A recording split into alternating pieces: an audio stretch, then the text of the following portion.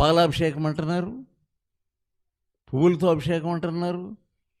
ఇవన్నీ కూడా లౌకికత్వం. ఆ అభిషేకం చేయించుకున్న వాడికి వాక్యం అసలు 2 మొక్కలు చదవలేడు. ఎలా మోసపోతున్నారు మీరు? ఆఖరిని ఆయన యొక్క స్వరం విని అక్రమం చేయవాడా నా వద్ద నుండి పో అని ఆయన చెప్పబోతున్నాడు. అరే మేము దెయ్యాలు వెళ్ళగొట్టామండి. దెయ్యాలు తప్పకుండా పోతాయి యేసు నామం ఉపయోగిస్తే. పోయినా నీకు అనవసరం లేదు. దాని గురించి అడగట్లేదు ఆయన. ఆయనకు కావాల్సిన క్రమం కావాలంతే. దేవుని సేవ నేర్చుకునేవాడు జాగ్రత్తగా ఉండండి. ఒకవేళ నువ్వు ట్రైనింగ్ అవుతున్నా కానీ జాగ్రత్తగా ఉండు, నేర్చుకోవాలి. అందరూ ఎలా అంటున్నారండి, అది నీకు అవసరం లేదు. ఈ గర్భవతి కనుక అందరూ ఏమంటారు చెప్పండి? అందరూ ఏమంటారు? పనికి మాలిన మాటలు మాట్లాడతారు. యోసేపుని అందరూ ఏమంటారు?